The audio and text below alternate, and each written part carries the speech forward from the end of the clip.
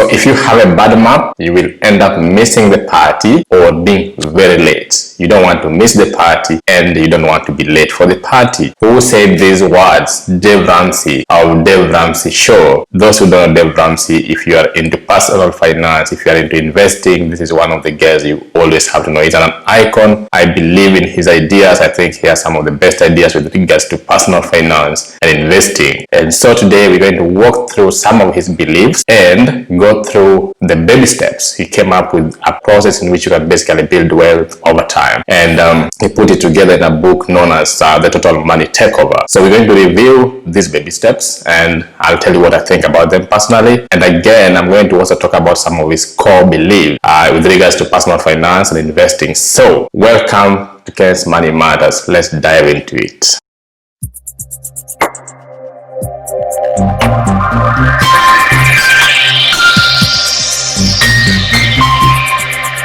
Anyways, welcome guys. This is Kens Money Matters.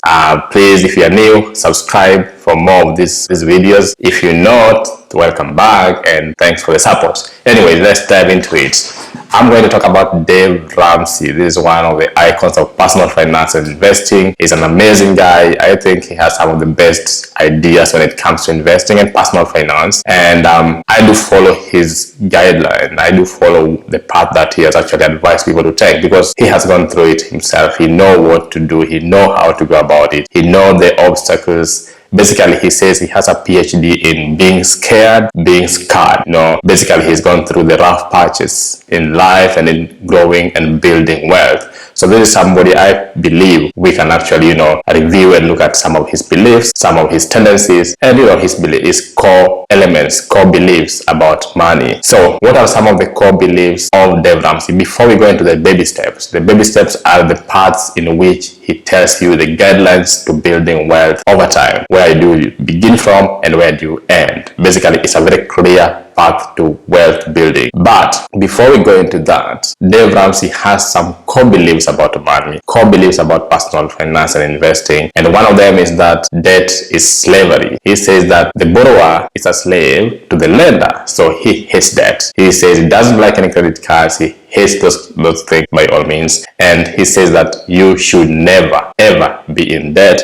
You should not borrow money. And I believe, in my opinion, I take that advice because I believe that having debt is basically slavery. So that's one of his core beliefs. He doesn't want debts. He hates debts. It doesn't like it. Another one is that winning with money is 80% behavior and 20% knowledge. It's not about the mathematics. Every one of us get the mathematics, but it is not about the mathematics. It's not about the knowledge. It's not about graduating with the top MBA, with the top law degree, with the top doctorates. It's about behavior, 80% behavior. And this says that so many people are learned, educated, but do not have good financial lifestyles. So these are some of his core beliefs. Another one he says is if you live like no one else today, you can manage to live like no one else later in life. So he basically talks about striving for success, giving up a lot of things at the present time, and of course, living a better life in the future when you build wealth and you can basically live the life that you want, the life of Riley. So Dave Ramsey, very interesting guy. So we're going to go through the 7 baby steps that Dave Ramsey talks about. And let's see what he says, what he thinks, and let's see how practical they are again. This will help some of us, know what to do in the process of building wealth. Now, baby step number 1, save 1,000 cash. It can be $1,000, 1,000 pounds, 1,000 euros, 1,000 Kenya shillings, this, depending on where you are. Basically, save 1,000 cash. Of course, depending on the economy, save 1,000 cash for emergency purposes. He says things happen. There are always rainy days. Sometimes you have a bus tire. Sometimes your car needs service, like mine do right now as we speak, and you are not prepared for it. Sometimes you want some hospital bill paid. Sometimes bills come on. Things happen in life. There are the big occurrences and there are the small ones. But he says that if you begin with the 1,000, it can cushion you from any bad events, basically any emergency, basically. So have $1,000 saved aside. I would say in Kenya, have 100,000 Kenya shillings saved aside for any emergencies. That is the baby step number 1, that life happens and you may need this money anytime. So this is your umbrella, basically, for the rainy days. It helps you psychologically know that you can cushion any mishappenings. Baby step number 2, pay all the debt using the debt snowball. I have the debt snowball explained in a different video. I'll put a link below, and I'll also put it on the video above so you can watch that. Debt snowball, basically it means list your debts from the smallest to the largest and pay them in that order. Simply that. And of course, if there are some two debts that are matching, look at the interest rates. But the main idea behind debt snowballing is basically pay from the smallest to the biggest debt. List them, write them down, attack them from the smallest to the biggest. So it says pay all your debts, because Dave Ramsey hates debt. So pay all your debts using the debt snowball method. And he says that this is one of the best ways to pay your debt, because it psychologically helps you win that race already. So when you pay one and you knock it out, even if it's just 20 pounds or $20, you pay it and then you knock it off, it's a psychological win for you, and it motivates you basically to move on to the next one. So that's the second baby step. You pay all the debts except mortgage. So he agrees that you can have a mortgage, because mortgage is usually a very large debt. If you have a mortgage, that is excluded from this. But car debts or any kind of cards that you may have, any money from your uncle, from your sister, from your brother, any other debt should be paid in the second step. Third step is top up the emergency fund. Now, because you had 1,000 in your emergency fund at the beginning, after you pay all your debts, you have to top up the emergency fund. The emergency fund should have at least 3 to 6 months worth of your expenses, worth of your monthly expenses. So if you spend $100,000 or $50,000 in 1 month, then you multiply that by 3 or 6, and you should have that as an emergency fund. If you spend £3,000 a month, multiply by 3, it means if you want to have for 3 months, you will have around 9,000.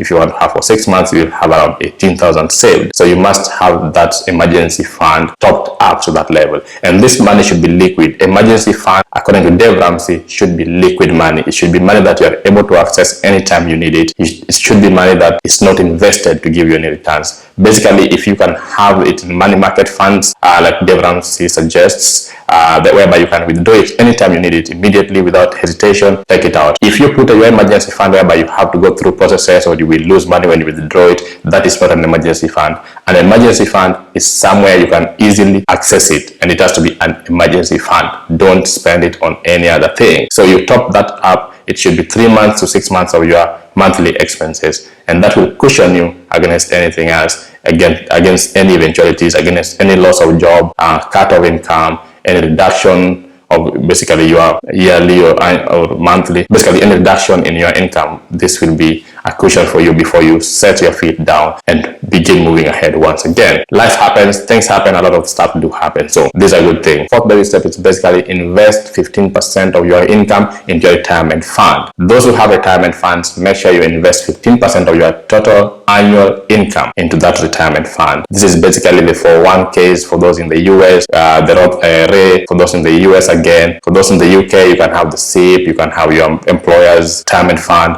and anywhere else. Basically, if you are a retirement fund, invest 15% of your money into that fund. If it is being matched by the employer, of course, take advantage of that. If it is tax advantage, again, take advantage of that. So what he actually says is simply invest 15% of your total annual income or household income into this in this retirement fund. So that's also a very important step for you, because now you start building wealth. So you have your emergency fund set up, you have your debts all paid, you're debt free, and now you start building wealth by putting maximum amount of money in your retirement fund. That's 15%. Baby step number 5, start saving for college. And this is, if you have children who will want to go to college, college is one of the biggest debts people have around the world, in the US and the UK, even in Africa. So start saving for college for your children. If you're not planning to have any children, of course, this is whereby you impact someone's lives. You can help someone with money, you can pay for your niece's school fee, but have some fund for college, have some money for college. You can save it in money market funds, somewhere where it can give you some returns, in mutual funds. You find investment vehicles that can give you returns, and you can withdraw after a period of time, but it should be specifically for the college purposes. And then you go to baby step number 6, whereby you pay off your mortgage. Baby step number 6 is paying off your mortgage. This is whereby if you have a primary living residence, that's where you pay it off completely. If you took a debt on it and you did not pay it cash, you pay it off completely. And just imagine the freedom of knowing that you're free from debt, knowing that where you live is actually your own. I agree with this completely. I agree with Dave Ramsey on this, that you need that peace of mind, and where you live is where you need to pay off. and therefore you will have a peace of mind, the focus you need in order to achieve other goals. So I agree that you need to pay off your mortgage if it's possible, and people do know that Dave Ramsey always proposes that you take a 15-year mortgage loan. So if it was 15 years and you're already in this baby step, you don't have to wait for the 15 years. You simply pay it off, put all the extra money in it, you invest 15%, but all the extra money, extra income, attack this debt, pay off your mortgage, let the house be yours. And then when you're done with that, you'll be debt free. You can rest easy. You have your primary accommodation, you have your debt settled, you have your emergency fund topped up. Your head is at a very good place to build wealth. Step number 7, build wealth like a crazy person. That's why it says now build wealth like a crazy person and give it away like a crazy person too. You know why? Because sometimes money is not all that we need in life. We need other things in life. We need to participate in the community building. We need to participate in other people's lives. We need to impact other people's lives. This is the stage. Building wealth consistently as much as you can. He actually do suggest that you build wealth using what we call the growth mutual funds. This is something I should have mentioned before. Dave Ramsey is a big proponent of growth mutual funds, basically. So these are just mutual funds, basically in the US and in the UK, I would say. And of course, I'm sure you find them everywhere else, whereby you put your money in very fast growing mutual funds and they give you an average return of like 12%. I'm not sure of which particular ones they do actually suggest, but these things are all over the place. You can do that research. Do get a good growth mutual fund, which can give you an average of 12% a year. And of course, you'll be a millionaire in no time. So build wealth like crazy in the last step and ensure that you give that money away. Give back to charity, give back to the communities, give back to people outside your family, basically. So give back. This is whereby you are giving money. Those who give money receive more. Those who hold money don't receive it. Okay, these are the baby steps basically. So number 1, you must save up that 1,000 in emergency to help you with any emergencies. Attack your debts using the snowball method. Number 3 is top up the emergency fund to have 3 to 6 months of your expenses. 4 is investing 15% of your income into the retirement fund. Save for college. Have a college fund whereby you can pay for your kids' college or someone else's, or just give back in a certain way. And of course, the number 6 is to have your mortgage cleared completely, so you are debt free. You don't have any debts to worry about. And number 7, build wealth like a crazy person and give back like a crazy person. So these are the 7 baby steps. I hope it helps some of you understand this journey and attack this process of wealth building. So thank you guys. Until next time, we'll look more into Dave Ramsey in the future and some of his beliefs that will help you build your wealth. Thank you and see you next time. Please subscribe.